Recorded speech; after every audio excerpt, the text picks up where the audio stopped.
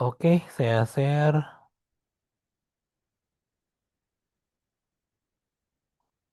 Oke, baik. Selamat malam rekan-rekan semuanya. Selamat datang di Ardumika ya.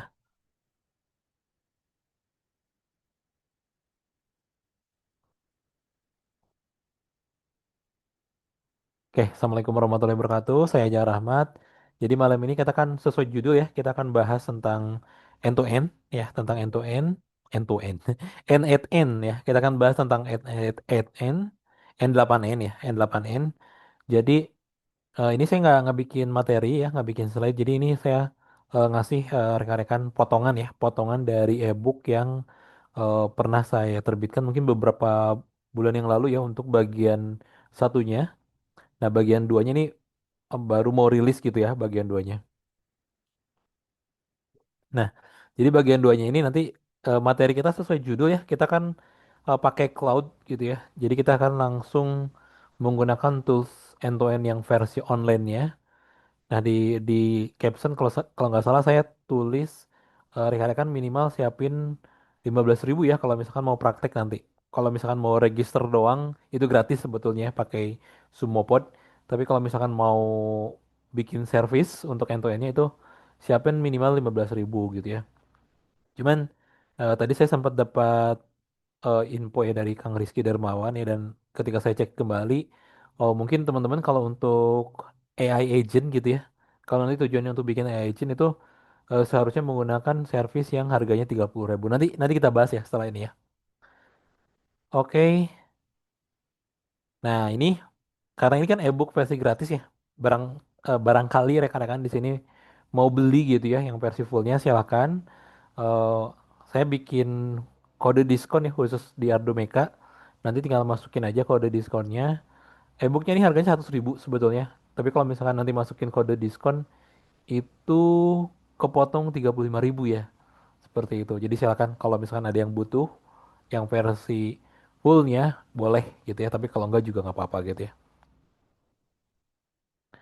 Oke, mungkin sebelum lanjut ke praktikum akan ada pengenalan dulu ya. Nanti ini iklannya ada di setiap pembahasan ya. Jadi sebelum masuk ke pembahasan selanjutnya ada iklan dulu ya. Ini sengaja saya bikin seperti itu ya. Oke, mungkin sebelum lanjut ke praktikum, ini saya akan coba ngasih materi dulu ya. Tadinya pengennya langsung praktik aja sih, cuman rasanya biar kita punya satu pemahaman yang sama gitu ya. Jadi saya akan coba bahas mulai dari pengenalan dulu ya. Nah, kalau kita lihat di sini, jadi N ini atau mungkin saya manggilnya enak N8N ya.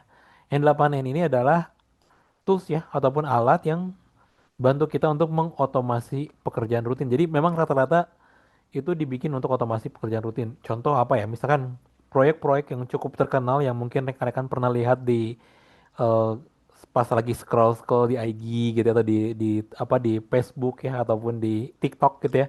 Nah, mungkin pernah rekan-rekan lihat gitu ya kayak contohnya proyek otomasi itu apa ya? Contohnya misalkan kita nulis pesan ke Telegram gitu ya.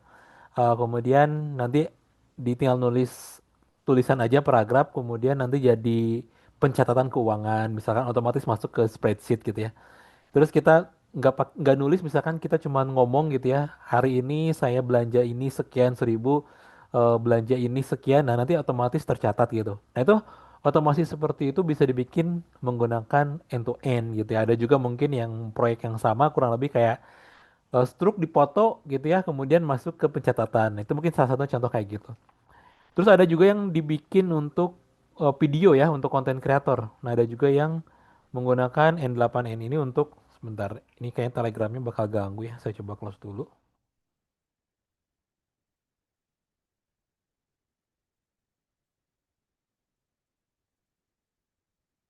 Nggak bisa. Oh, udah, oke.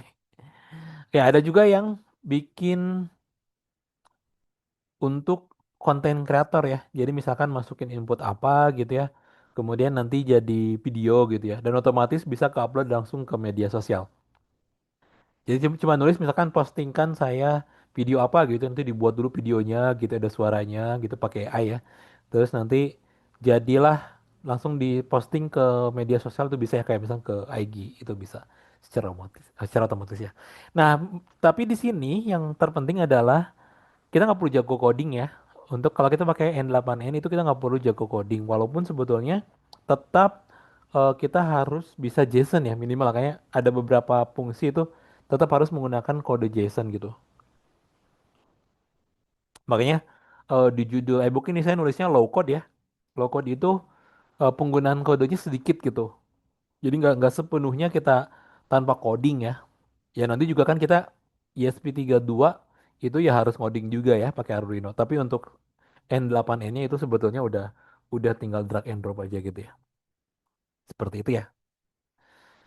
Jadi teman-teman bisa bayangin ya, kita punya satu asisten digital gitu ya, yang nanti bisa untuk melakukan tugas yang otomatis ya secara berulang gitu ya, ngirimin pesan, mindahin data, memperbarui file, dan pokoknya itu kerjanya sendiri ya, otomatis gitu ya, seperti itu.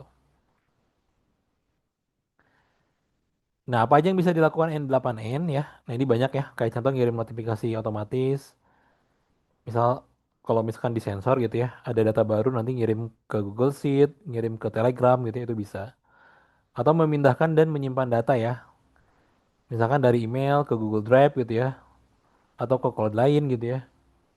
Dan dia juga bisa untuk menghubungkan berbagai layanan nih. Misalkan kita pengen WA, Gmail, Discord gitu ya, ataupun website buatan kita sendiri itu saling terhubung gitu ya. Nah itu bisa. Dan tentunya dia bisa integrasi dengan AI ya. Oh ya teman-teman, kenapa saya bikin malam ini bagian part satu ya. Jadi kemungkinan nanti untuk LLM atau untuk AI-nya itu nggak dipraktekkan malam ini ya.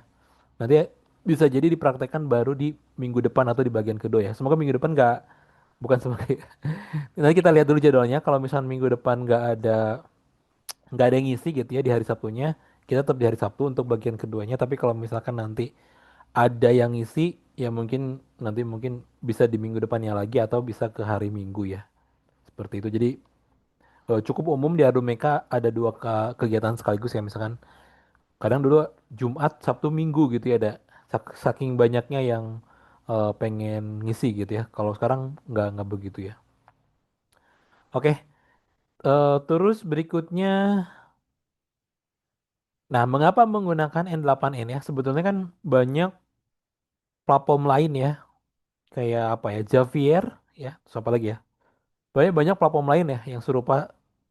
Bahkan Google juga kalau nggak salah dia nyiptain bikin juga gitu. Saya lupa namanya apa ya. Google apa gitu ya. Dia bikin kurang lebih aplikasi yang serupa kayak N8N ini gitu ya. Nah, mungkin kalau rekan-rekan di sini ada yang sebelumnya pakai Node-RED, ya mirip-mirip sebetulnya. N8N tuh Node-RED lah sebetulnya. Bisa disebut Node-RED juga gitu. Tapi dia versi yang apa ya, lebih, karena dia kan lebih kompleks ya, lebih kompleks. Tapi kurang lebih secara kerja ya sama aja kayak Node-RED gitu ya. Secara kerja. Jadi kalau rekan-rekan udah biasa pakai Node-RED sebetulnya end-to-end tuh kayak gitu ya. Seperti itu sebetulnya. Nah, di sini beberapa keuntungan ya dibandingkan menggunakan cara manual ya tentu hemat waktu ya. Fleksibel dan kuat ya. Jadi dia bisa untuk otomasi yang sederhana, bahkan untuk yang alur kerja yang kompleks ya. Terus, nah kontrol penuh atas data, dia itu kan open source ya. Beda dengan software lain yang kita harus berlangganan dan data kita disimpan di server orang lain gitu ya. Nah kalau misalkan end to end tuh sebetulnya kita bisa nyimpen di server sendiri ya. Jadi karena dia open source, kita bisa install dan kita bisa jalankan dia di server sendiri gitu ya. Seperti itu. Dan terpenting adalah mudah untuk diintegrasikan ya. Jadi mendukung banyak aplikasi dan layanan serta bisa dikembangkan sesuai kebutuhan. Di sini malam ini ada yang mau praktek gak? Kalau ada yang mau praktek, nanti coba di komentar ya. Saya mau praktek gitu ya, saya mau praktek biar nanti saya agak pelan-pelan pas prakteknya ya.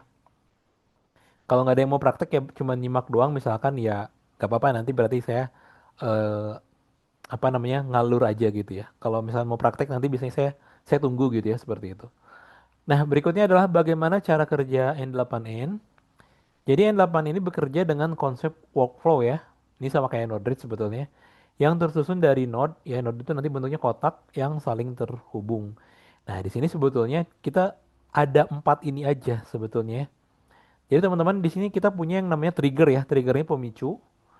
Nah, node pertama itu akan memulai alur kerja, misalnya menerima email baru, menerima data dari form. Nah itu trigger kita nyebutnya. Jadi nanti yang pertama kita bikin itu adalah triggernya gitu ya. Mau dari mana nih triggernya? Misalkan dari sebenarnya kita bisa pakai payment gateway juga ya. Misalkan ada penerimaan data dari ada pembayaran dari QRIS. Nah itu bisa sebetulnya. End-to-end bisa melakukan itu. N8N bisa melakukan itu ya. Pembayaran melalui QRIS misalkan, atau ada pesan diterima dari WA, ada pesan diterima dari Telegram misalkan. Atau misalkan cuman mencet doang bisa, mencet tombol doang bisa gitu ya. Nah itu trigger namanya ya. Jadi yang semacam itu namanya trigger. Kalau nanti mungkin kita akan menggunakan chat yang ada di N8N. Jadi N tuh dia punya sistem chat sendiri ya. Nanti kita coba gunakan yang itu. Nah terus berikutnya adalah proses atau action ya. Jadi berikutnya sebenarnya kita bisa langsung ngisi dia dengan tindakan, dengan action gitu ya. Kayak misalkan eh ada pesan yang masuk gitu ya, kemudian kita mau balas apa, nah itu action ya. Misalkan ada pesan yang masuk atau ada trigger yang masuk gitu ya, misalkan kita mau nyimpen ke data spreadsheet, mau nyimpen ke database gitu ya. Nah itu kita nyebutnya action gitu ya atau tindakan. Nah di dalam selain itu juga dia punya kondisi dan logika ya. Jadi kita bisa nambah percabangan lagi, kayak bisa nambah if else kalau di pemrograman tuh ya, nambah if else, bisa bikin filter, bisa bikin alur kerja gitu ya dan sebagainya. Nah, terus yang keempat itu adalah output dan integrasi. Jadi nanti hasil akhirnya itu bisa dikirim ke aplikasi lain atau disimpan di database. Kalau dia bisa apa aja sebetulnya nanti. Tergantung kita kebutuhannya mau seperti apa. Oke, seperti yang saya tadi udah bilang, ada iklan lagi. Kalau rekan-rekan mau beli yang versi fullnya silahkan ya, ini linknya ya. Nah, berikutnya kita akan coba bahas, karena kita mau menggunakan ESP32 ya. Jadi saya sedikit bahas tentang IoT dan ESP32-nya ya, seperti itu. Nah, ini kayaknya udah kalau rekan-rekan udah sering ikut webinar di Adomeka ataupun webinar di kelas robot ya, ini mungkin udah sering, udah bosan ya bahasan ini ya.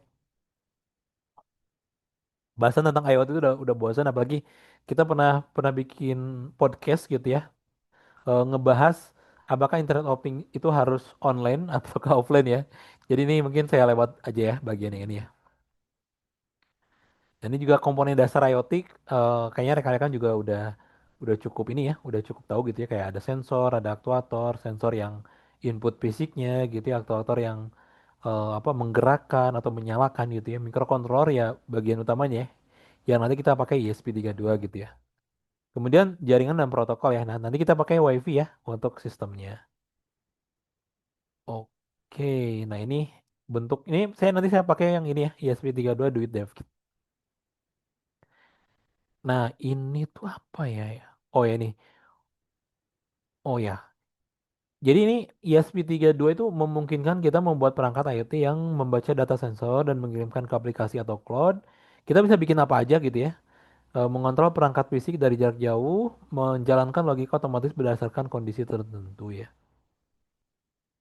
Nah ini contoh proyek ESP32 yang bisa rekan-rekan bikin ya. Baca sensor, menampilkan data, otomasi aktuator, penyimpanan data, integrasi, dan lain sebagainya. Oke, ada iklan lagi, kita skip aja. Nah, mungkin ini bagian yang kadang dilewat nih ya. Kadang dilewat ketika belajar MQTT. Mungkin saya akan coba jelasin ya. MQTT itu apa sih? MQTT itu Message Queuing Telemetry Transport ya. Message itu pesan, queuing ini antrian, telemetri itu jarak jauh, transport pengiriman data ya. Jadi ya sebetulnya dia untuk ngirim data secara antrian gitu ya. Nah, tapi kalau kita terjemahin secara umum itu ya dia protokol komunikasi ringan yang banyak digunakan dalam proyek IoT. Jadi dari awal dibikin itu MQTT sebetulnya memang digunakan untuk IoT gitu ya. Jadi dirancang untuk IoT. Makanya di sini dibilang dia dirancang untuk perangkat dengan sumber daya terbatas ya. Sumber daya terbatas itu maksudnya memorinya kecil gitu ya. Eh, RAM-nya kecil, prosesornya kecil gitu ya. Nah, itu pokoknya untuk sumber daya yang terbatas. Nah, MQTT itu memungkinkan pertukaran data yang secara efisien ya, real time dan hemat bandwidth dibandingkan dengan protokol lain. Ini dia hemat bandwidth sekali gitu. Bahkan MQTT itu saya pernah coba menggunakan GSM SIM 800L menggunakan GPRS. Bayangkan ya, sekarang kan teknologi udah sampai 5G ya. Nah, dulu saya pakai GPRS. GPRS itu kan terkenal sangat lambat ya. Rekan-rekan mungkin yang udah seumuran saya, mungkin usia 30 tahun, pasti merasakan dulu pernah download game menggunakan GPRS. Betapa lambatnya ya, betapa lambatnya download game misalkan pakai apa ya? Ada yang tahu situs ini nggak sih? Webtrick. Ada yang tahu situs Webtrick gak? Dulu kita pakai HP-HP apa jadul ya. Itu kan pakai JPRS. Bayangin betapa lambatnya ya. Download game aja bisa bermenit-menit gitu ya, atau berjam-jam. Nah, itu MQTT itu lancar ya. Jadi menggunakan GPRS karena dia memang hemat bandwidth gitu ya, seperti itu. Nah, untuk konsepnya sendiri, MQTT itu dia menerapkan publish dan subscribe ya. Jadi dia modelnya itu publish subscribe ya, berbeda dengan model client server ya. Kalau di client server itu kayak contoh HTTP itu kan client server. WebSocket juga setahu saya client server ya. Nah, tapi kalau di MQTT itu dia nerapin publish dan subscribe. Nah, di sini ada publisher. Publisher ini perangkat ya atau device IoT kita, aplikasi yang mengirim data, misal ya sensor, suhu dan kelembaban gitu ya kita kirimkan. Nah, subscriber ini adalah perangkat atau aplikasi yang menerima data gitu ya, misal aplikasi monitoring atau dashboard IoT gitu ya. Nah, broker ini adalah yang ngirimin, dia yang perantaranya ya. Jadi di antara publisher dan subscriber itu di tengah-tengahnya ada broker ya. Nah, dia yang ngatur, dia yang ngirimin data dari publisher ke subscriber gitu ya. Nah, ini contoh broker.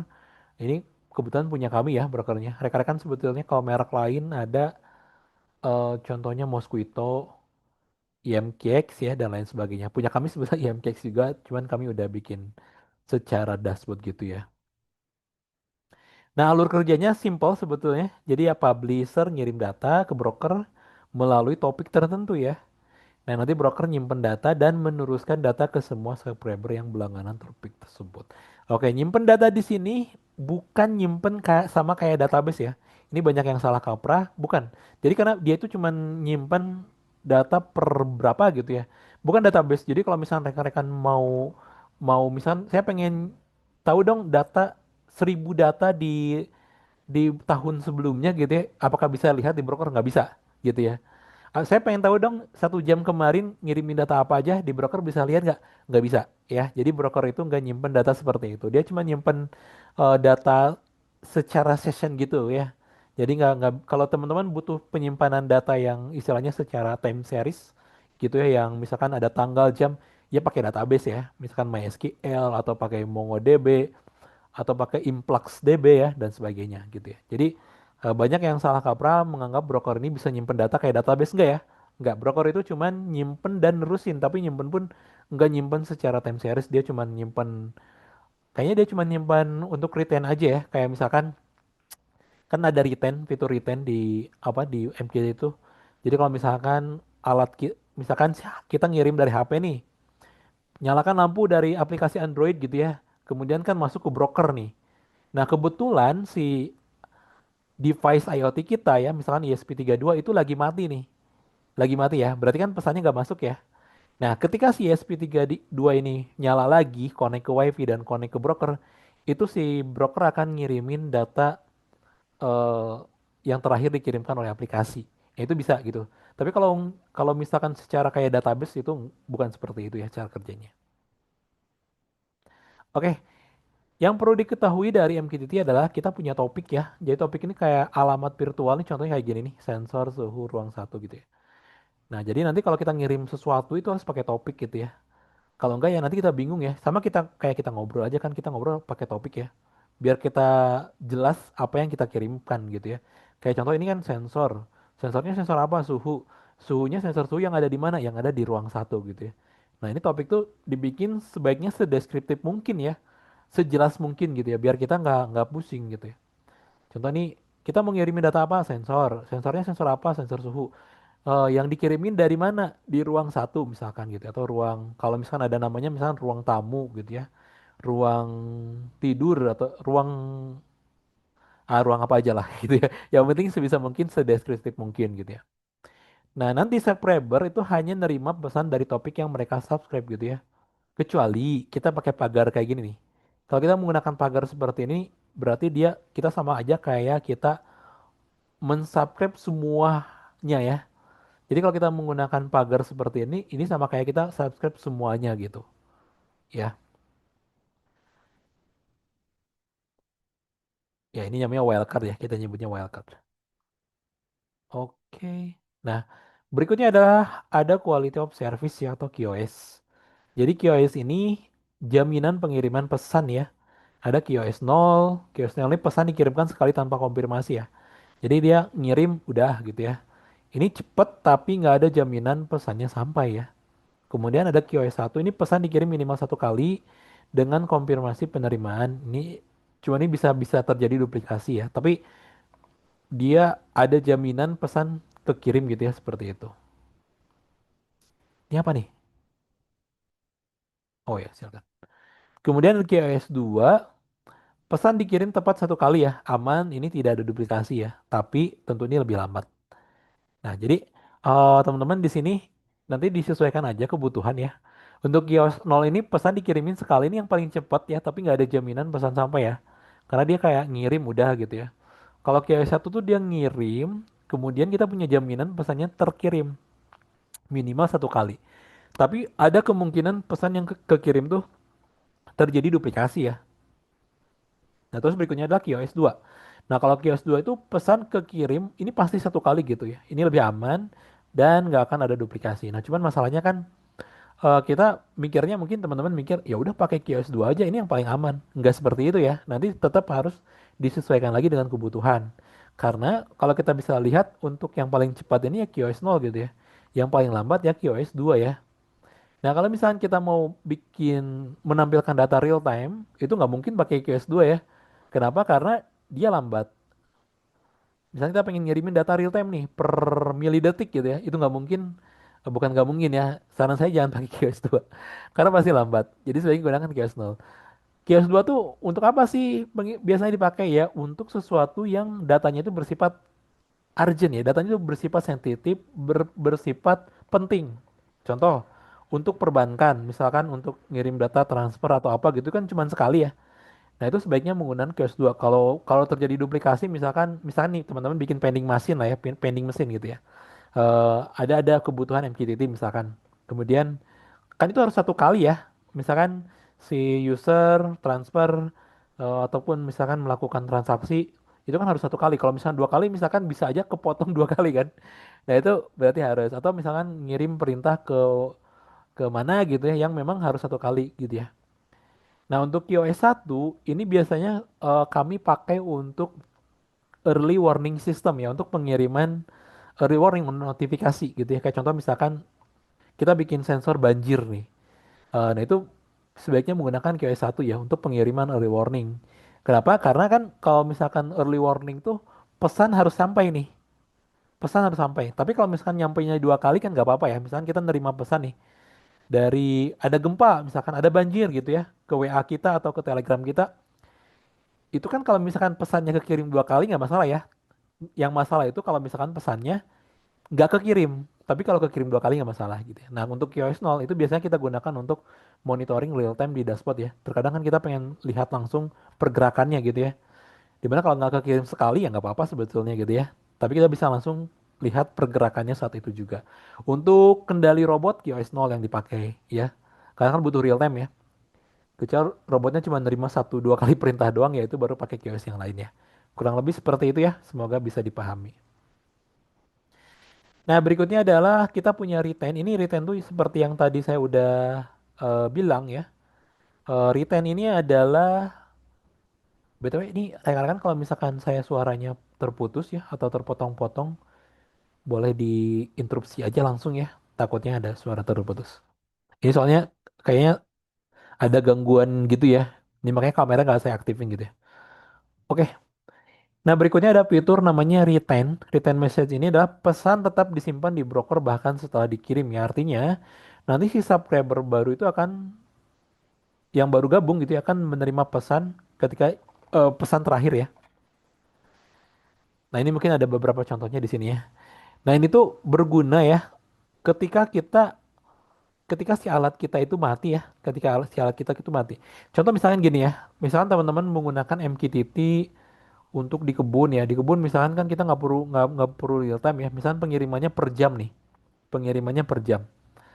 Nah, ketika pengiriman per jam itu misalkan udah waktunya satu jam sekali ya, nah dia ngambil data pH tanah, misalkan data pupuk NPK gitu ya, pokoknya data-data kebun lah gitu ya.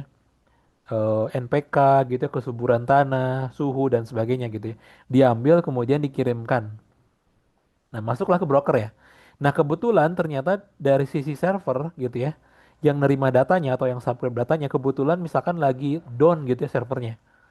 Nah, si pesannya udah kekirim nih ke broker. Nah, itu nggak apa-apa ya. Dalam artian nggak apa-apa tuh maksudnya adalah suatu saat nanti ketika si servernya udah nyala kembali ya, misalkan kayak kemarin tuh Cloudflare down ya. Mungkin di sini teman-teman ada yang punya AWS sempat down juga gitu ya. Misalkan proyek IoT-nya rekan-rekan pakai Cloudflare gitu ya atau pakai AWS gitu ya. Nah, nanti kan misalkan pas sudah nyala lagi itu pesan yang misalkan beberapa menit yang lalu ataupun beberapa jam yang lalu yang dikirimkan oleh alat itu akan diterima lagi ya. Pesan terakhir ya, pesan terakhir yang dikirimkan itu akan diterima lagi oleh si server. Ya, jadi nanti si server nggak perlu nunggu lagi 1 jam lagi tuh, nggak perlu nunggu 1 jam lagi si alatnya ngirim data gitu ya. Tapi cukup apa namanya? Cukup terhubung ke broker aja dia langsung mengirimkan data yang terakhir dikirimkan oleh si alatnya gitu ya. Atau mungkin kasusnya bisa juga seperti ini. Misalkan kasusnya apa namanya? Dari kalau tadi mungkin kita aplikasi Android ya misalkan. Kita aplikasi Android misalkan kita udah keluar kota gitu ya. Kemudian kebetulan nih lupa nih matiin kulkas misalkan gitu ya. Nah, tapi di rumah tuh ternyata lagi mati lampu misalkan ya PLN-nya lagi mati lampu gitu ya. Nah, nggak apa-apa. Sebetulnya dari sisi aplikasi, misalnya dari luar kota itu kita matiin aja dulu. Klik matiin, kirim pesan, itu kan masuk ke broker. Nanti kalau misalkan si rumahnya itu udah nyala kembali, alatnya nyala kembali, connect lagi ke WiFi, connect lagi ke internet, dia akan nerima data pesan terakhir yang dikirimkan oleh user gitu ya dari aplikasi. Misalnya untuk matiin kulkas ya, dia kulkasnya akan mati gitu ya. Seperti itu ya kurang lebih rekan-rekan untuk fungsi dari retain. Nah, berikutnya ada fungsi last will ya. Nah, apa nih fungsi last will tuh? Jadi fungsi last will itu dia akan ngasih tahu. Jadi sebetulnya ini tuh kayak kita ngasih pesan aja ya. Kita ngasih pesan ke aduh, kita ngasih pesan ke server atau ke broker kalau misalkan alat-alat itu dalam kondisi ataupun server dalam kondisi down. Jadi dia nanti tahu gitu si server tuh. Kita cukup ngasih apa namanya kita tuh cukup ngasih pesan aja gitu kayak misalkan ESP32 ruang satu offline gitu itu bisa seperti itu jadi suatu saat nanti kalau misalkan si device itu mati gitu ya mati misalkan mati lampu atau apapun itu si broker tahu ya kalau kita ngeset si last will si broker tuh tahu ya tahu kalau misalkan alat kita mati dan akan ngirimin pesan gitu ya ke misalkan ke aplikasi Android atau ngirimin ke WA gitu ya gitu. Ini penting sih sebetulnya untuk ngasih tahu status ya, status perangkat kita. Oke, berikutnya adalah keunggulan MQTT untuk IoT ya. Ya salah satunya ringan ya, kemudian bisa real time, bisa untuk skalabilitas yang tinggi gitu ya, fleksibel, mendukung koneksi yang tidak stabil ya. Jadi kalau rekan-rekan punya koneksi yang naik turun MQTT pakai saja ya. Ya ini iklan lagi. Nah berikutnya adalah LLM ya. Ini mungkin walaupun hari ini kita nggak praktek sampai sini ya, kemungkinan besar kita nggak cukup waktunya. Ini mungkin saya nanti sampai jam 21.30 ya. Mohon maaf saya batasin. Biasanya kita kadang sampai jam 1 malam ya. Cuman saat ini saya batasin sampai 21.30. Oke. Bagi rekan-rekan yang belum tahu apa itu LLM ya ataupun Large Language Model gitu ya. Jadi dia tuh model AI ya, model kecerdasan buatan yang dilatih untuk menggunakan jumlah data teks yang sangat besar untuk memahami, memproses dan menghasilkan bahasa alami ya. Nah, jadi LLM ini ya seperti yang rekan-rekan sering pakai ya kayak ChatGPT, Claude, Gemini dan lain sebagainya. Itu bisa menjawab pertanyaan, bisa menulis teks atau kode, bisa menerjemahkan bahasa, bisa membuat ringkasan dokumen dan sebagainya. Dan dia itu pakainya deep learning ya. Jadi dia bekerja di deep learning dan dia menggunakan transformer arsitektur ya. Jadi dia memungkinkan untuk mempelajari konteks kata dalam kalimat dan hubungan antar kata. Nah, dia tuh datanya gede banget ya, kayaknya hampir semua data di internet mungkin diambil ya. termasuk foto-foto gitu ya, gambar-gambar ya. Itu dia ambil dan dia training. Dan itu dalam dalam sekali apa namanya? Dalam sekali training itu biayanya cukup mahal sebetulnya. Kayak misalkan bisa bisa bisa berapa triliun sendiri gitu. Jadi ketika misalkan modelnya di-upgrade gitu ya dari model 3 ChatGPT misalnya 3,5 di-upgrade ke model 4. Nah, proses upgrade itu kan membutuhkan training ya dengan jumlah data yang besar dan itu tuh bisa bisa mahal sebetulnya. Bisa triliunan sendiri harganya gitu ya untuk proses training datanya. Jadi yang teman-teman pakai saat ini itu sebetulnya biayanya besar ya walaupun gratis ya. Kita misalnya pakai ChatGPT kan gratis atau kita pakai Gemini gitu gratis. Itu sebetulnya di balik layar biaya untuk server dan untuk proses trainingnya itu sangat besar sekali gitu ya. Seperti itu. Nah, kalau kita lihat dari cara kerjanya ya, jadi secara sederhana LLM itu ya ya sama seperti model machine learning pada umumnya dia memprediksi ya. Dan kalau di LLM itu dia memprediksi kata berikutnya ya, dalam sebuah teks berdasarkan konteks sebelumnya. Jadi model menerima input teks, menghitung kemungkinan gitu kata-kata berikutnya yang menggunakan namanya kita nyebutnya tokenisasi ya, dan juga vektor. Nanti kan menghasilkan output teks yang konsisten dan relevan dengan konteks ya. Kalau zaman dulu kayaknya masih masih agak masih sering kita ketemu ChatGPT nggak nyambung ya kita nanya apa dia bahas apa gitu. Nah kalau sekarang kayaknya udah mulai natural gitu dia ya ngasih jawabannya. Nah, kalau kita lihat fitur penting di LLM itu yang pertama ada tokenisasi ya. Ini mencegah teks menjadi potongan kecil, maaf bukan mencegah, memecah teks menjadi potongan kecil. Nah, terus ada yang namanya embedding ya, mengubah kata yang menjadi representasi numerik ya. Pada dasarnya sebetulnya itu matematik ya. Jadi semua model machine learning itu pada dasarnya matematik. Jadi sebelum dilakukan apa namanya input itu input yang masuk ya tentu dihitung dulu. Jadi kalau kita buka, walaupun jawabannya apa ya, apa nyebutnya, linguistik, walaupun jawabannya linguistik gitu ya, berupa kata-kata, berupa kalimat, berupa karya seni, sebetulnya kalau kita bongkar isinya numerik ya, isinya itu ya matematik gitu ya, seperti itu. Nah terus berikutnya adalah attention. Jadi memfokuskan model pada bagian teks yang relevan gitu ya, seperti itu. Nah ini mungkin jenis LLM yang populer ya. Yang pertama ya, tentu rekan-rekan pakai ya, ChatGPT ya. ChatGPT ini singkatan dari GPT-nya itu singkatan dari Generative Pre-trained Transformer ya. Maksudnya pre-trained itu apa? Pre-trained itu adalah yang model yang udah jadi ya, model yang udah tinggal pakai gitu ya. Transformer itu salah satu ini ya, teman-teman bisa cari bukan robot ya, bukan robot. Transformer itu salah satu cara gitu ya atau metode yang digunakan di apa namanya Natural Language Processing ya, di NLV gitu ya. Nah, sekarang dia udah ada GPT versi 4 juga ya sebetulnya. Ini ada juga yang Google Google Gemini ya. Google Gemini yang dulu di awal direndahkan ya. Maksudnya direndahkan tuh banyak yang eh, ngebully lah ya di saat ChatGPT udah ngapain gitu ya. Gemini kan masih masih gitu ya. Nah, tapi sekarang Gemini udah sering dipakai ya.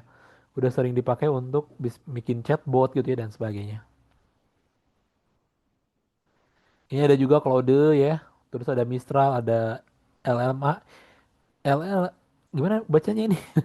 Elama. Nah, ini punya Meta, itu open source ya. Jadi teman-teman bisa gunakan secara offline, tapi mungkin ya tetap butuh hardware yang gede gitu ya. Nggak bisa hardware yang kentang-kentang itu nggak mungkin ya untuk menggerakkan model open. Mungkin yang ringan-ringan bisa lah ya, yang ringan-ringan.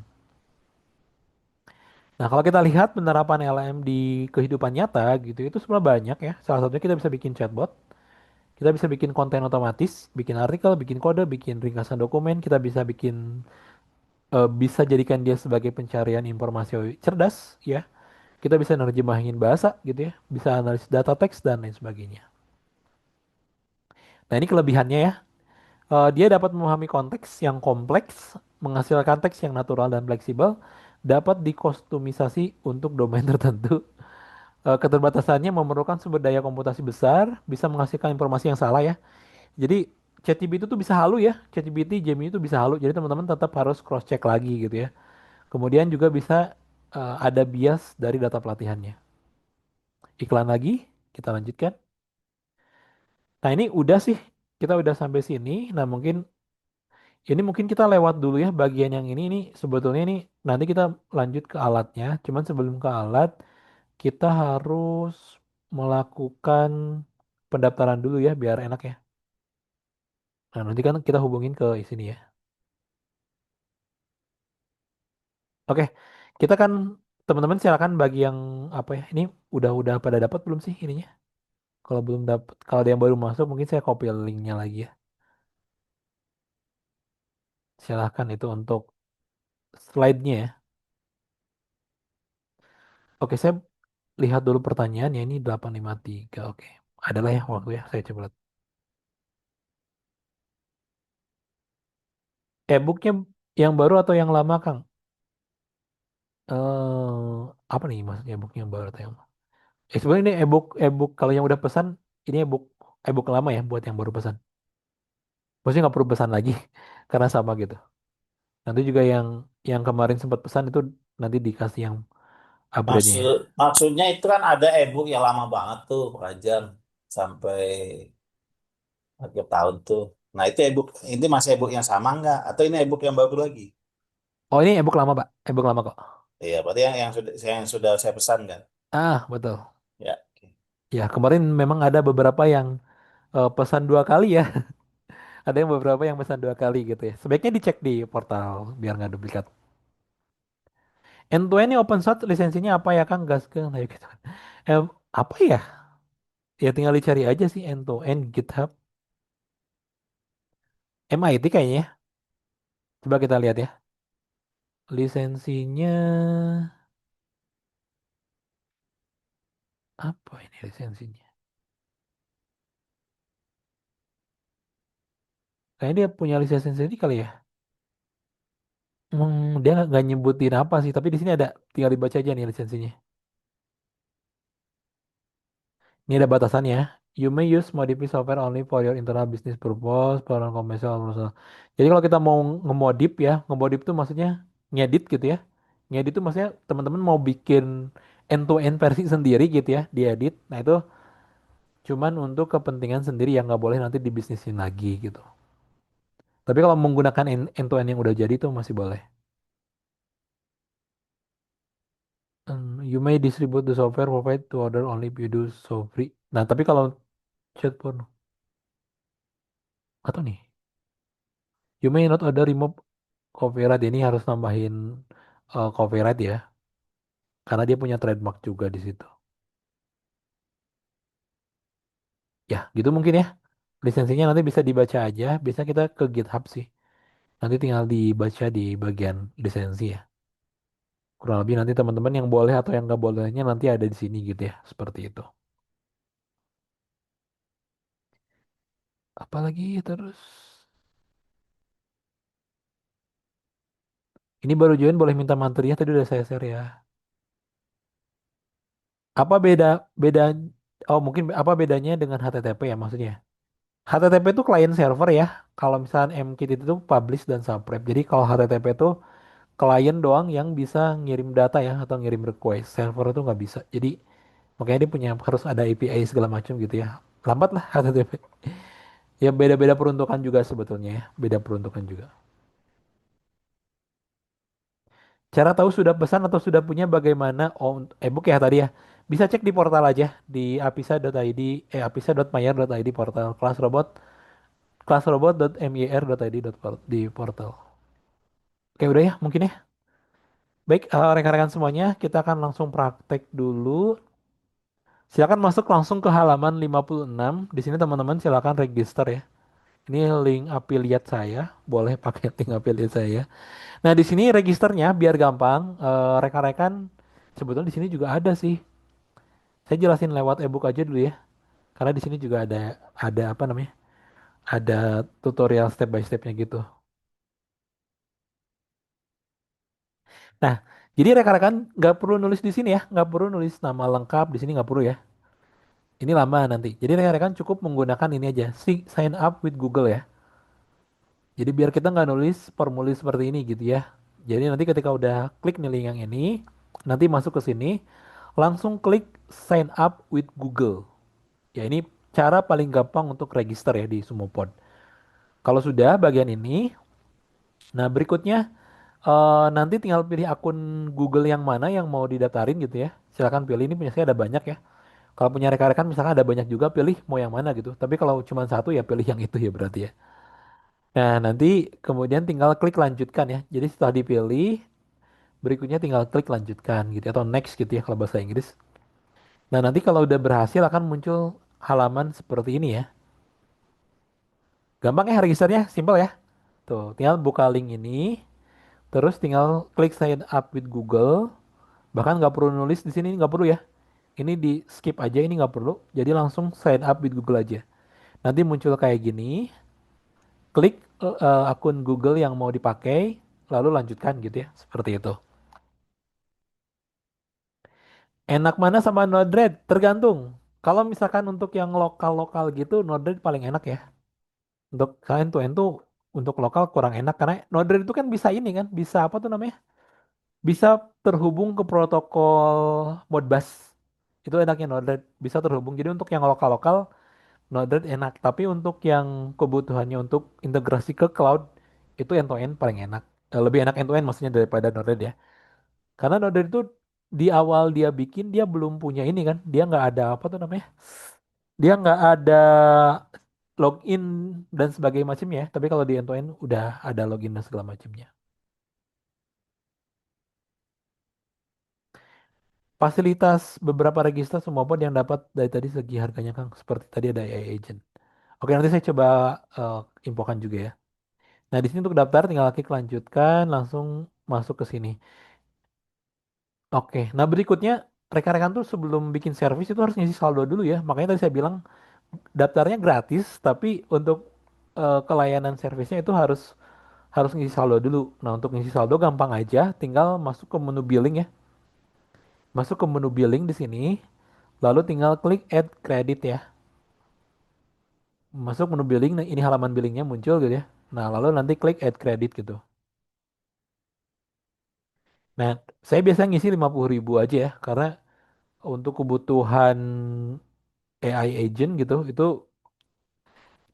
sebetulnya di sini ada yang 15 ribunya, tapi nanti saya jelasin ya, ada yang 15 ribunya, cuman ternyata yang 15 ribu itu untuk end to end yang versi basic ya.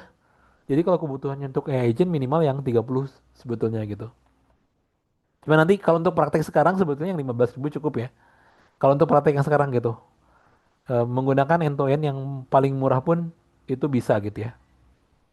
Kenapa end to end terus saya bilangnya? N8N.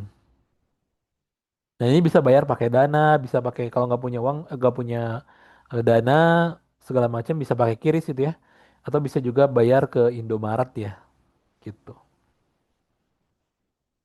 Nah terus berikutnya untuk nambahin servis itu tadi setelah nambahin saldo ya, untuk nambahin servis, tinggal klik menu servis lalu add service. Nah terus berikutnya ketika muncul halaman servis di sini ada pilih end to end ya, pilih end to end N8N, pilih N8N, terus klik deploy. Nah, ini kasih nama, namanya bebas sebetulnya, kasih nama namanya bebas. Terus, nah kalau di sini saya pakai yang 30.000 ya. Jadi untuk yang N8N basic itu kayaknya ini ngaruhnya dari memori ya, bukan bukan dari nggak bisa atau enggaknya gitu. Itu dari memori gitu ya. Jadi untuk bikin AI agent, memorinya sebetulnya kurang cukup menggunakan yang versi 512 MB. Tapi kalau untuk yang sederhana itu masih oke gitu ya. Jadi kalau teman-teman mau menggunakan yang berikutnya kalau mau bikin chatbot gitu ya atau bikin AI agent itu sebaiknya pakai yang 30.000 dengan memori 1 GB. Tapi kalau mau nyoba pakai yang 15.000 dulu pun ya silahkan aja ya. Siapa tahu teman-teman bikin chatbotnya yang simple-simple misalkan gitu ya. Tapi kalau chatbotnya yang nanti pesannya banyak gitu ya bisa ribuan pesan ya seharusnya menggunakan yang versi yang lebih gedean ya seperti itu. Kalau saya ini pakai yang N8N Plus ya. Nah, udah nanti kan muncul kayak gini, tinggal klik agree gitu ya. Terus berikutnya nanti kalau udah berhasil muncul seperti ini ya. Nah, dia dikasih link ya, link untuk menuju ke admin konsolnya gitu ya. Nah, terus tinggal di open aja, nanti dia akan masuk ke sini. Nah, di sini tuh rekan-rekan nanti harus masukin email, nama gitu ya, dan password ya. Ini passwordnya diingat-ingat ya. Karena nanti ketika masuk ke sini lagi itu harus menggunakan password lagi gitu ya. Udah, gitu aja untuk praktikumnya. Oke, ini saya pakai akun yang udah ini ya. Pakai akun yang udah apa namanya yang udah saya daftarin tadi. Tuh, loginnya juga gampang, tinggal gitu aja kalau pakai Sumopod ya.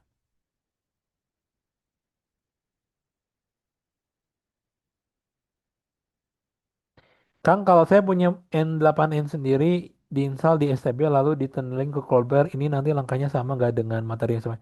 Beda ya, beda banget. Mungkin di beberapa bagian sama, tapi di bagian nginstalnya itu kayaknya beda. Karena STB itu kan Linux ya, itu harus ada beberapa yang dikonfigurasi dulu gitu. Kayak misalkan harus nginstal dulu Node.js atau kalau Linux sebaiknya pakai pakai ini ya, pakai Docker.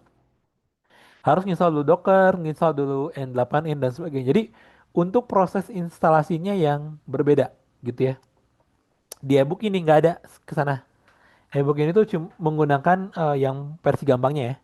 Jadi kalau itu kan lebih ke nyimpen ini kan, lebih ke bikin server sendiri gitu ya. Ya nanti bolehlah kalau mau seperti itu nanti mungkin di Ardumeka saya bikin webinarnya aja lagi gitu ya. Kalau memang rencana bikin yang ribet ya itu kan versi ribetnya. Bikin server sendiri itu ribet ya karena ada beberapa perintah yang harus dijalankan. Terkadang juga kan itu Linux itu perintahnya CLI ya. Terkadang CLI juga itu. Jadi kita cuma bisa menggunakan perintah-perintah CLI-nya gitu. Kayak gitu. Tapi kalau di ebook di materi ini nggak ada ya, nggak ada. Ini menggunakan versi instannya gitu ya, seperti itu. Oke. Kalau mau nanti cobalah kita bahas. Cuman saya nggak tahu saya pakai STB atau enggak ya. STB tuh memorinya terlalu kecil. Paling saya pakai komputer yang ada di sini aja nih. Saya punya beberapa laptop bekas yang LCD-nya udah rusak ya. Tapi laptopnya masih bagus gitu ya. Tapi LCD-nya udah rusak gitu. Bisa dijadiin server kurang lebih sama kok cara kerja. Oke, nah ini halaman Sumopod ya. Nanti kalau rekan mau isi saldo ke billing ke sini. Kalau mau isi saldo ke billing, nanti tinggal add credit aja. Masukin misalkan 50.000 atau berapapun bisa ya. Terus tinggal klik top up. Kemudian berikutnya tinggal bayar ya. Ini bayar bisa pakai QRIS, e-wallet, dan lain sebagainya gitu ya. Waduh, bentar. Malah ke close semua podnya. Nah udah ya, kalau misalkan billingnya udah keisi, saldonya udah ada, nah nanti rekan-rekan tinggal bikin servis ya. Tinggal bikin servis. Nah kebetulan di sini sebetulnya saya udah ada servisnya ya. Nah untuk bikin servis baru tinggal ke servis, kemudian add service ya. Nah di sini ini ada beberapa pilihan nih kalau yang bingung gimana ya. Di sini ada yang N8N biasa ya. Kemudian ada N8N yang FMMPG include. Apa bedanya? Jadi untuk yang FMMPG include biasanya untuk yang bikin konten ya. Kayak misalnya bikin konten video atau ada yang kebutuhan video. Itu biasanya pakai yang ini ya. Tapi kalau rekan-rekan nggak punya kebutuhan ke sana, sebetulnya bisa gunakan yang versi ini aja. Nah di sini tinggal klik deploy. Nah di sini ada beberapa pilihan. Mulai yang paling murah tuh yang basic ya. Yang paling murah tuh yang basic. Tapi memorinya kecil ya, memorinya kecil gitu. Kalau saya tadi pakai yang ini nih. Tapi kalau rekan-rekan mau pakai coba yang ini dulu silakan ya. Nah setelah itu tinggal klik deploy service gitu ya. Dan jalankan seperti yang sesuai di ebook aja ya. Seperti yang sudah sesuai di ebook aja nih. Gitu. Atau kalau misalnya mau yang ini boleh gitu ya. Ini standar bisa untuk bikin chatbot dan AI agent ya. Dari secara memori ya sebetulnya. Jadi bisa nggak bisanya tuh bukan dari pilihan paketnya, tapi karena kan untuk WA chatbot itu kan bisa pesannya bisa banyak tuh ya. Apalagi WA itu kan nerima pesannya bisa banyak tuh, bisa ribuan pesan gitu ya. Nah itu pasti butuh memori yang gede gitu ya. Jadi sebaiknya menggunakan yang ini. Tapi kalau misalkan kebutuhannya ringan, walaupun bikin chatbot juga bisa, tapi kalau pastiin ringan ya. Untuk chatbot-chatbot yang ringan, pakai yang 15.000 juga seharusnya oke-oke aja ya. Oke, kalau udah tinggal klik deploy service, nanti kalau misalkan berhasil akan muncul ya di service ya seperti ini. Nah ini tinggal di manage aja. Nah ini ada linknya, ini tinggal di open. Nah, kebetulan punya saya ini udah disetting tadi ya. Udah disetting dan nanti akan seperti ini ya munculnya. Oke, sebentar. Ini masih ada tulisan ini ya, live streamnya. Saya stop live stream dulu deh.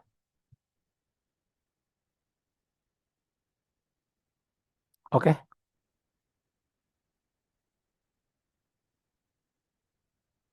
oke, saya balik lagi ke sini ya. Nah, di sini rekan-rekan nanti sebetulnya perlu ini dulu ya, perlu apa namanya? Nah, perlu bikin kayak gini dulu ya. Jadi ketika pertama kali dibuka itu nggak langsung muncul kayak gini ya. Ini punya saya karena udah ya. Jadi ketika pertama kali dibuka itu harusnya munculnya seperti ini nih. Ada halaman yang harus kita konfigurasi ya. Masukin email, nama, dan password ya. Nah, nanti kalau udah berhasil, klik next. Nanti muncul kayak gini. Muncul seperti ini gitu ya. Nah, ini halaman workflow dari N8N gitu ya. Nah, di sini kita akan coba bikin dari scratch ya. Kita akan klik start from scratch. Ini tinggal diklik aja, start from scratch. Kalau ada yang praktek, kemudian butuh nunggu, boleh ya, di-chat aja silakan. Misalkan saya lagi praktek, Kang, tolong tungguin gitu ya. Silakan, boleh. Nanti saya tungguin. Kalau mau nyimak doang, nggak apa-apa, silakan. Jadi dari sini tinggal klik start from scratch. Nah, ini nih. Di sini tuh tahapan awal kita ya. Nah, ini tahapan awal kita di sini. Ini first step kita. Simple pokoknya end to end tuh simple. Jadi di sini kita tinggal klik ini untuk nambahin trigger ya. Jadi untuk di awal tuh harus diawali dengan trigger. Ini kita klik trigger misalkan klik gitu ya. Nah di sini teman-teman sebetulnya bisa pakai trigger yang manual dulu ya. Misalkan kalau mau pakai trigger yang manual bisa ya. Apa tuh trigger manual? Ya trigger dipencet aja gitu. Nggak ada trigger apa-apa ya. Tapi sebetulnya nanti bisa pakai trigger apapun bisa ya. Kayak misalkan ada pesan keterima atau apapun itu nanti bisa di sini. Oke. Sekarang kita lanjutkan dulu ke berikutnya. Ini triggernya berarti diklik ya. Nah, di sini kita bikin action sekarang. Nah, bikin action. Nah, actionnya ini bebas. Apa aja di sini banyak ya. Saya mau bikin apa ya actionnya? Mungkin saya actionnya coba ke MQTT ya.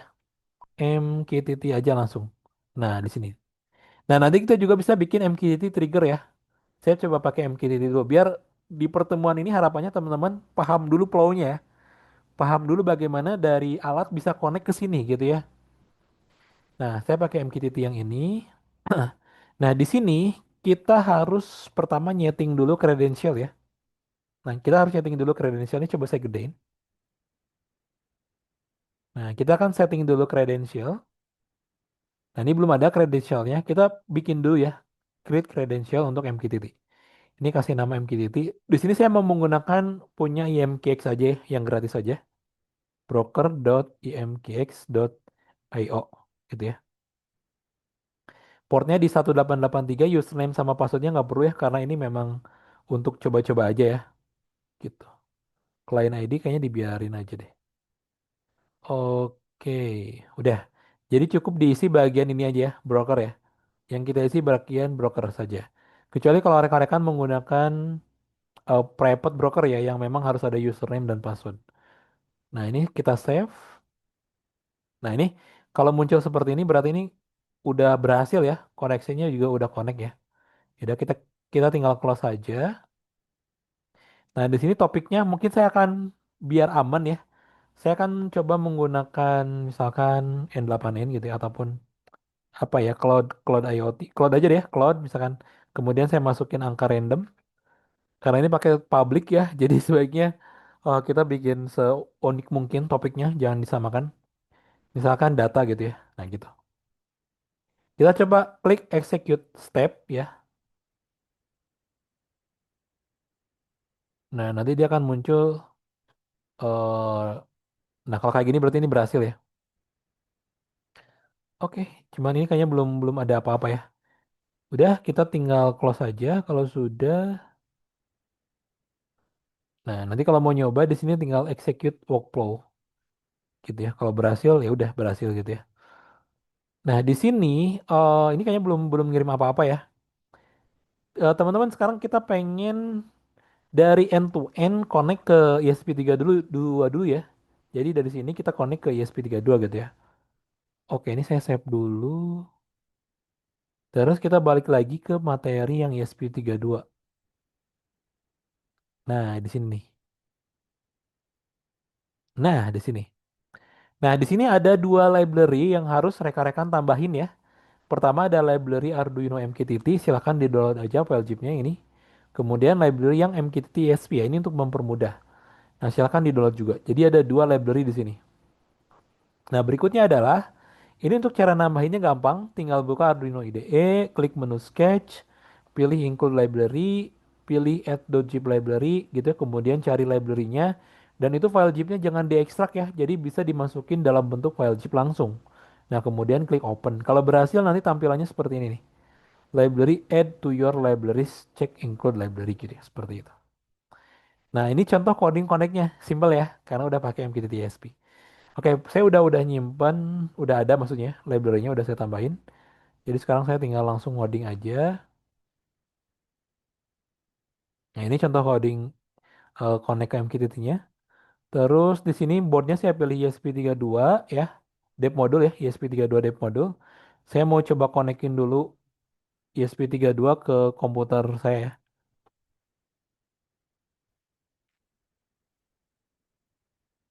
Gak bunyi ya? Bentar.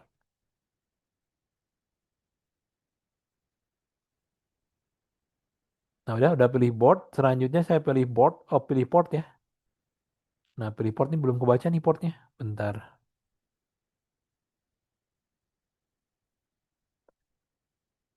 Nah, kita lihat kalau ada port baru berarti yang itu kan ya. Nah, ini ada port baru nih, kom berapa tadi yang barunya?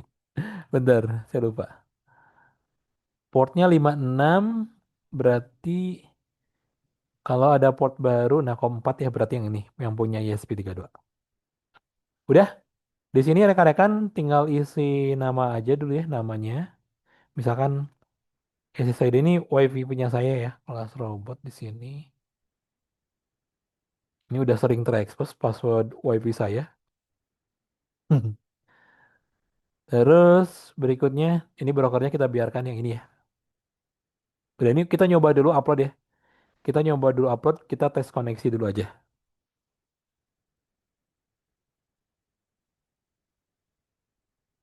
Service name ini diisi apa Kang? Service name kayaknya dibiarkan saja ya, bentar. Service name tuh yang ini kan? Yang mana tadi service name? Service name tuh yang mana? Yang di kredensial bukan sih?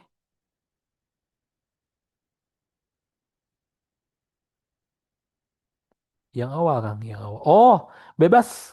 Yang N8N ya, maaf ya, yang ini ya. Berarti yang ini nih. Bebas, bebas. Itu diisi bebas. Diisi bebas. Ini siapa yang coret-coret? Diisi bebas aja. Kalau punya saya tadi diisi apa tadi saya namanya? End to end for WhatsApp bot ya. Tapi rekan-rekan bisa bisa bebas ya. Maksudnya nggak perlu itu gitu ya. Sebentar ya, saya stop share dulu nih ada yang coret-coret. Bebas, namanya bebas. Silakan. Ya, silakan bebas mau diisi apapun. Oke, ini compile-nya agak lama ya. Saya masih pakai Windows dan juga apa namanya? Arduino IDE versi 1. Sambil nunggu kalau ada pertanyaan lagi silakan.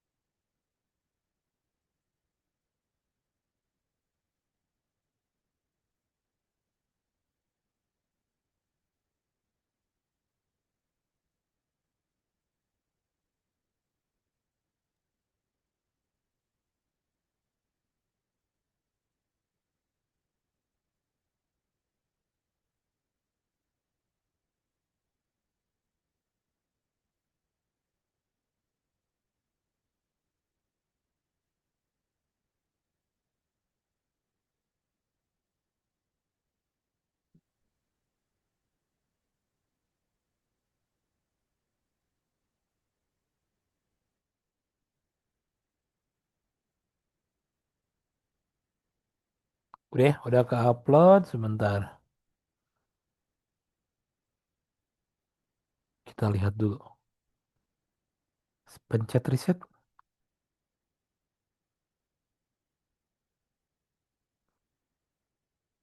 Oh ya, ini tadi PS RAM-nya dinyalain nih, harusnya jangan.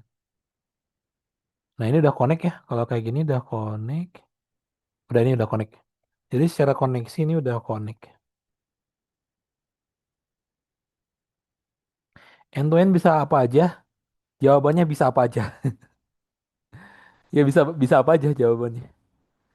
Terserah mau bikin apa aja bisa. Coba sebutin aja pengen bikin apa. End to end sebetulnya bisa.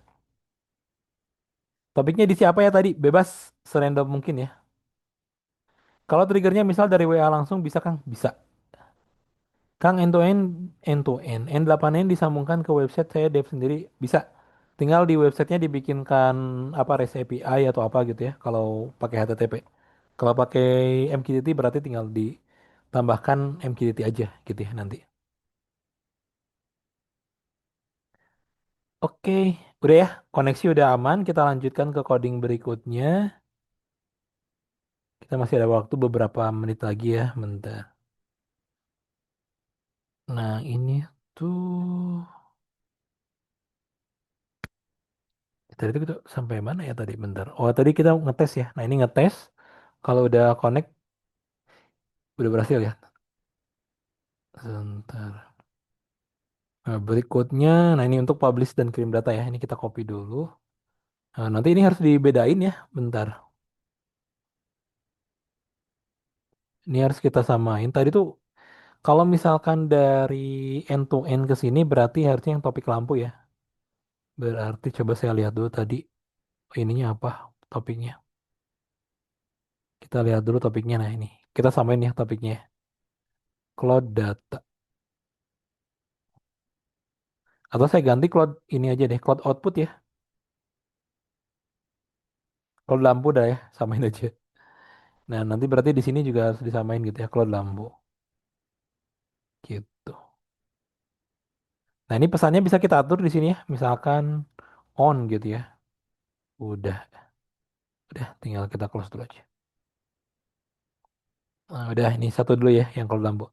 Nanti kalau misalkan mau dari ISP3 ke N8M berarti tinggal yang ini ya. Tinggal ganti jadi sensor. Nah, nanti kita bikin trigger. Nah, gini aja dulu ya sementara. Oke, kita lanjutkan dulu ke berikutnya. Nah, ini saya copy, kita paste ke sini. Udah. Nanti bentar. Untuk yang nerima pesan, untuk yang pengiriman, udah. Kita kasih nama WiFi dulu.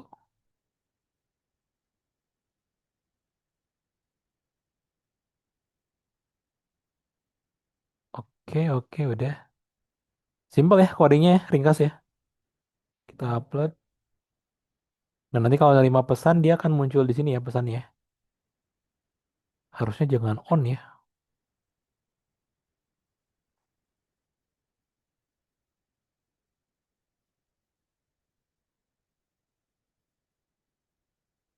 Oke, ngupload lagi. End to end bisa untuk sensor Kak? Bisa. Slide materinya free gak, Kang? Soalnya saya nggak bisa ikut yang nggak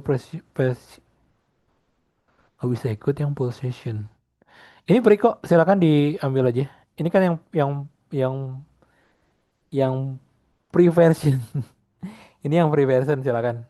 Kalau mau di linknya belum dapat mungkin ya. Ini saya share aja linknya. Nah, silakan.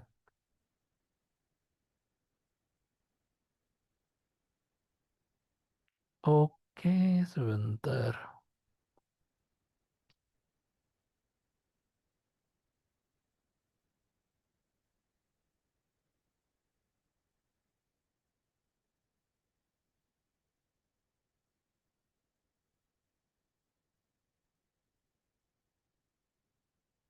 Ya udah ke upload. Kita lihat dulu. Coba saya. Nanti kan muncul pesan di sini ya kalau berhasil ya. Kita mencet. Oh, udah keburu muncul nih. Ini payload 4 dari mana nih? Kayaknya bukan dari saya ya ini. Nggak tahu nih dari siapa nih. Oh, oh ya ini dari sensor ini nggak ini ngirim publish success ya maaf ya salah. Ini tanda kalau pengiriman pesan terkirim ya. Oke, ini bukan bukan tanda pesan diterima ya. Ini tanda pesan terkirim. Oke, sebentar kita coba ke N8N, kita jalankan ya. Kita execute workflow, klik. Nah, kalau udah nanti dia akan, nah kita lihat di Arduino muncul. Nah, ada message received ya, on tuh ya. Ada ya, berarti berhasil ya. Kita coba lagi. Kalau ini tuh tanda ngirim pesan ya, tanda pengiriman pesan. Oke, kita execute lagi workflow-nya, nanti dia akan muncul lagi. Nah, ada ya, message received. Gitu. Seperti itu, teman-teman. Untuk dari N8N ke ESP32. Nah, sekarang gimana kalau kebalikannya ya? Nah, kebetulan di coding ESP32-nya atau coding Arduino-nya, ini udah ada pengiriman ya. Udah ada pengiriman ke topik sensor per interval waktu 10 detik sekali ya di sini. Nah, yang ini ya. Nah, ini tuh pengiriman datanya ini. Per interval 10 detik sekali. Nah, sekarang kita tinggal terima aja dari N8N-nya gitu. Kita tinggal terima aja. Jadi kita bikin workflow baru ya di sini. Kita bisa plus di sini. Terus tulis MQTT. Nah, kita pilih yang MQTT trigger ya sekarang ya. Klik MQTT trigger. Nah, MQTT akunnya pakai yang ini aja. Topiknya kita gunakan yang topik sensor ya, yang ini ya. Nah, kita simpan ke sini. Udah kayaknya. Kemudian execute step.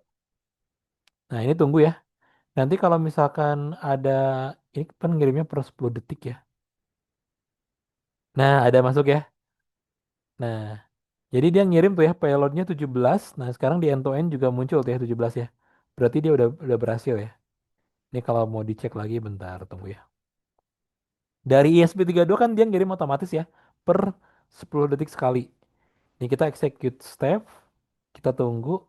Oh, ini udah nih 19 ya. Lagi deh, lagi. Nah, kita tunggu ya. Nanti kalau berhasil nih dari ESP ngirim gitu ya. Nanti masuk ke N8N. Nah, udah berhasil tuh dari N8N.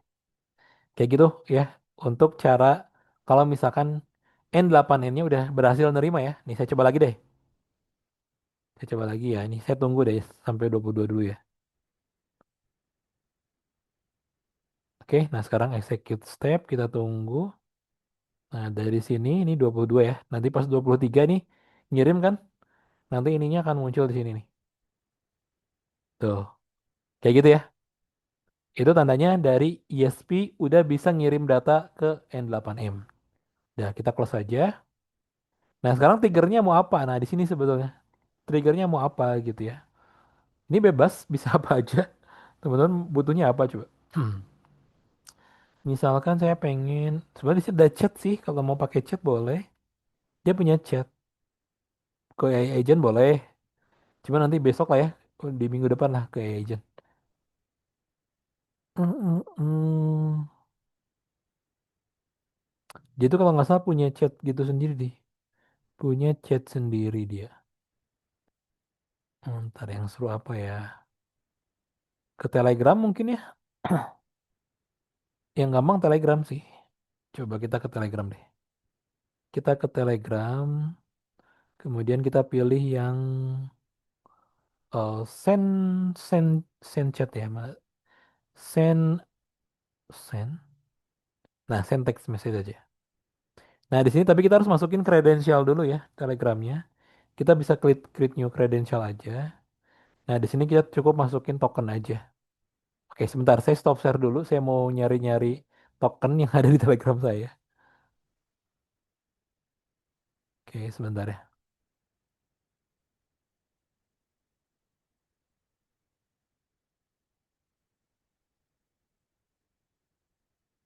Simple dashboard. Kayaknya nggak ada ya. Nggak ada dashboard ya di ini.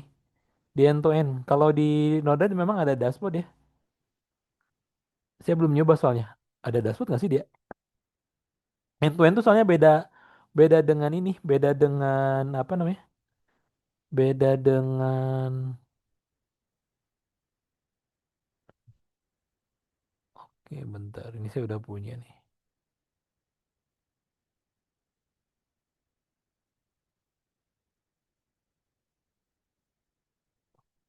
Beda dengan Node-RED. Kalau Node-RED kan memang ada ini ya. Oke, sebentar. Saya maaf ya, saya stop share dulu ya. Saya stop share dulu.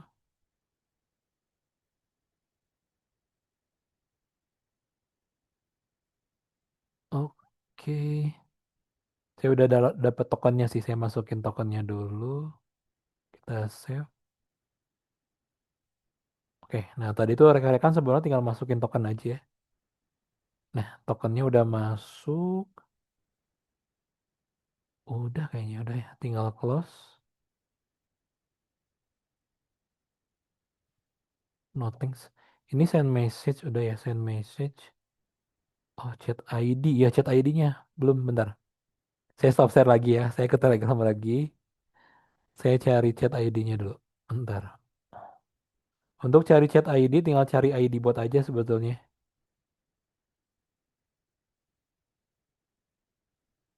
Oke, sebentar ya.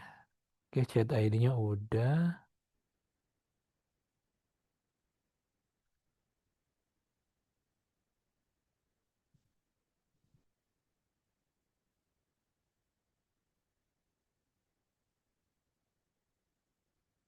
Oke, saya searchkan lagi ya. Oh, bentar-bentar. Udah ya, chat ID udah. Nah, ini pesannya itu harusnya bisa dari input field ya.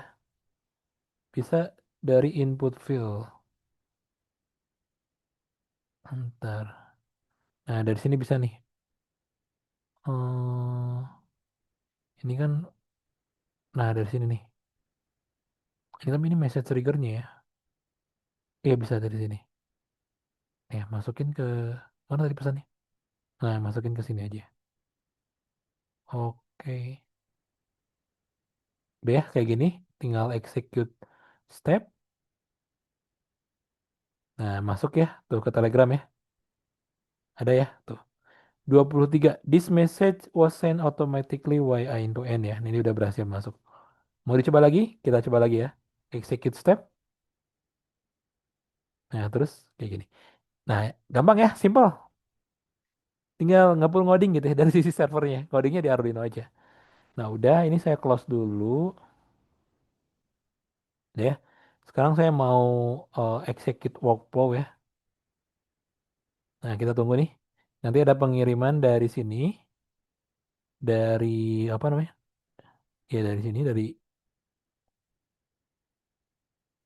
Oh tadi disconnect dulu ya. Maaf ya. Sebentar. USB 32-nya nggak connect tadi dia. Nah kebetulan kalau pakai library ini dia punya auto reconnect ya. Dia punya auto reconnect. Jadi kalau nggak connect dia bisa auto reconnect gitu ya. Bentar. Oke kita tunggu ya. 10 detik dia akan ngirimin. Nah ini udah masuk. Udah. Nah ya dari sini ya. Dari ESP32 masuk ke N8N. Lalu ngirim pesan. Tuh ada tuh. Tuh 55 ya. Sesuai dengan yang dikirimkan dari sini ya. Gitu. Nah sekarang kalau misalkan mau otomatis. Kan apakah bisa ini nggak apa ya maksudnya kalau gini terus kan berarti ya sama aja bohong gitu ya maksudnya saya pengen otomatis aja gitu ya ya ini tinggal di save aja kemudian tinggal publish udah tinggal publish kemudian got it. Nah ini sekarang dia udah otomatis maksudnya walaupun end to endnya kita close ya ya dia udah bisa jalan semua podnya kita close juga nggak apa-apa dia udah jalan nih kita tunggu nih ya ke telegramnya nih nanti ada pesan baru dari mas nanti ada pesan dari apa namanya dari sini gitu ya ngirimin data dari ESP32 itu kan langsung kekirim ke sini walaupun yang 8 ini kita close itu enaknya pakai cloud ya kalau nginstal sendiri di tuh masuk ya 62 tuh sama kalau nginstal sendiri di komputer ya komputernya harus nyala terus ya kalau komputernya mati ya end to endnya juga mati hmm? Kirim terus nah itu teman-teman kurang lebih untuk cara apa namanya kirimin datanya ya jadi kita udah berhasil hari ini dari N8N ke ESP32 dan dari ESP32 ke N8N gitu ya. Itu basicnya ya. Basicnya seperti itu. Udah, ada pertanyaan nggak? Cara dapat token di Telegram gimana, Kak? Cara dapat program di Telegram tinggal ini aja ke Botfather. Ke Botfather ya. Ke Botfather. Atau bisa cek di kelasrobot.com ada ya caranya untuk ke Telegram. Rekamannya nanti di share ke YouTube Adur Meka ya. Silakan di subscribe dulu aja. Oke, rekan-rekan semuanya, ada pertanyaan lagi? Sami-sami. Kalau nggak ada, mungkin saya akan tutup ya, karena ini udah 9.33.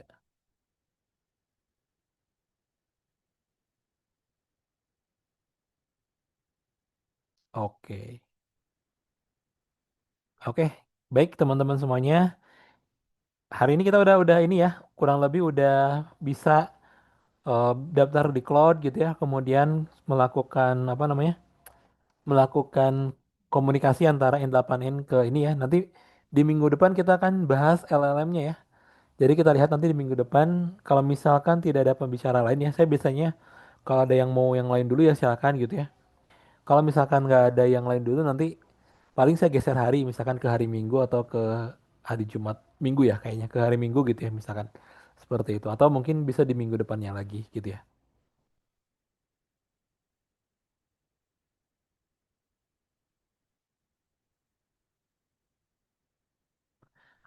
Agak susah sekarang buat nama orang atau usaha di Telegram Kang. Ada batasannya. Tapi saya kurang tahu tuh batasannya gimana. Udah lama saya nggak daftar lagi soalnya. Saya masih pakai akun lama. Oke teman-teman semuanya. Saya tutup ya. Terima kasih. Assalamualaikum warahmatullahi wabarakatuh. Selamat malam semuanya. Mari. Waalaikumsalam warahmatullahi wabarakatuh. Malam, Kang. Yo malam.